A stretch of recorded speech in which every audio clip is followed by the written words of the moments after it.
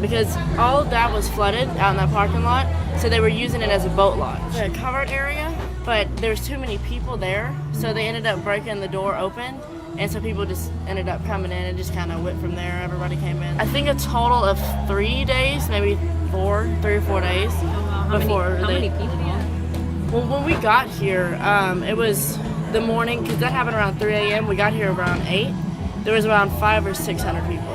We knew about an hour before we got here that there was people in here. Well, the police department ended up calling the owner and asking them if it was okay after they'd already been in here. So, yeah, I mean, it was okay at that point. So that's how we all found out, and they just called everybody and said, if you can get up here, then we need help. Well, some of them, if you were able to go back home, they could go back home, but they went to the Port Arthur Civic Center or the Montaigne Center in Beaumont, is where most of them got moved out to.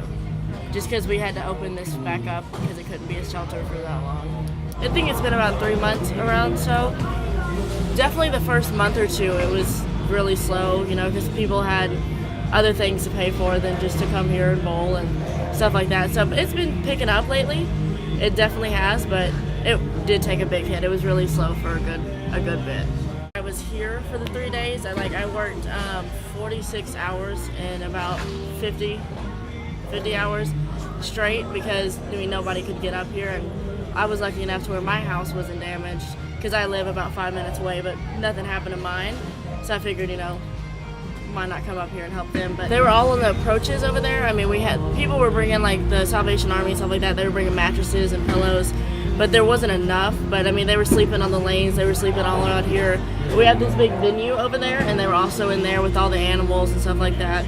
They were everywhere in the bar. They were shoulder to shoulder with everybody. The capacity, I think, is 11 back there, but it was shoulder to shoulder. I mean, it was crazy.